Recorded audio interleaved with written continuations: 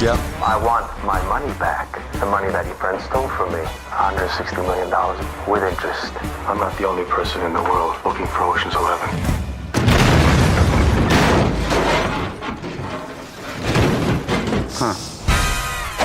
We need a job. We need a high-paying job. Well, now we're too hot to work anywhere in this country. Where are we going?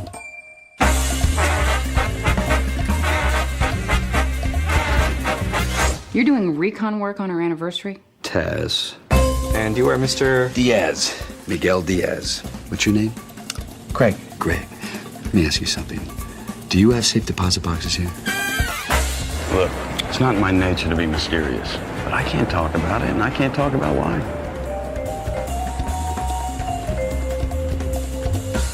Ooh. I'd really like to play a more central role this time around. Okay, I don't even understand what happened in there. What did I say? Next time I see you, I'm arresting you. That means it's yes. Well, you better. Yeah. I want it all back. Okay, because I have a whole network. Get out of here. my car. Thank you. How you doing? You doing all right? Oh, I feel great. For a dead man. Okay, good. Now, you told me that he called it Ocean 11. Now, who decided that? That's a good point. I'm a private contractor. You're gonna have to play a small role in this thing. Small role. Who am I supposed to be? Well, What are we stealing?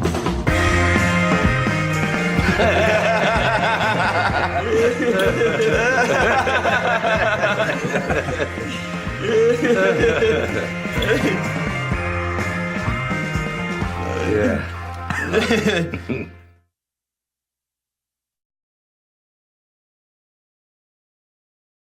Damon said this is going to be the one interview he enjoys today. I like that to be That's on right. camera. So, obviously this is an incredible action movie, but one of the great things that everyone's talking about is that theme of the haves and the have-nots. And let's be honest, if Elysium existed, there's a good shot that you would be up there. There's a good shot that, So whenever you make a movie about wealth and about the haves and the have-nots, do you look at your own wealth differently?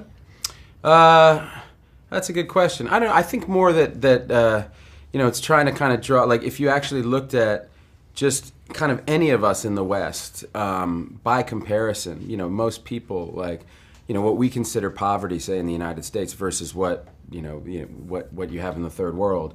There's such a huge disparity there. But yeah, you're right. Within, I totally basically live on Elysium. So no, we all the actors kind of talked about that while we were making the movie. That's a cool conversation. The fact that it can be a movie like this and you're even having that conversation, I think is a compliment to the movie. Yeah, and that's the thing. Like, we didn't want to just make a kind of a forgettable spectacle. Right. I mean, the spectacle is great. You want to make a big summer movie. That's really fun, and you want it to be entertaining, and you want it to be a big popcorn movie. They're chasing him to try to get it out. If someone were going to burst in here right now and they were going to plug into Matt Damon's head and pull out the most valuable piece of information, They wouldn't find much. I was going to ask you, they wouldn't find what do much. you think that they'd be looking for? What's the most valuable thing in there you think that they could possibly pull out? Well, my memories, for me, those are the most valuable things, but those are personal, so they wouldn't mean much to anybody else. Right. So, most importantly, the memories of us together? Yeah, well, I was going to say, I mean, clearly, if you let me specify which memories, it would be the moments that we've spent together. See. Just now, today, Just talking now, about just Elysium. now. We hugged when I walked in. It was a beautiful moment. We brought it in. But you want to have a soul too, and you want it to be something that's cool. Like when I look back at movies that I really love in this genre, I think about like The Matrix. I still think about concepts that in that movie that because of the way it was delivered, I just really it didn't preach it at all. You know what I mean? It was like absolutely. It was just part of the soul of the movie, and For sure. Blade Runner and movies like that. They said and that's what we were trying to do. Yeah, but weren't preachy. Exactly. Or, Exactly.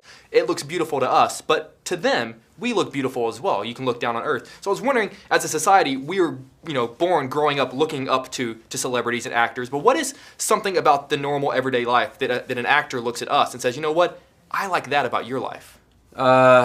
Look, I don't ever complain. I feel very blessed to have the life that I have and the career, you know, just to be able to make movies, and you know, because that's really up to the audience. If they don't go to the movies, then you don't get to make them anymore. Right.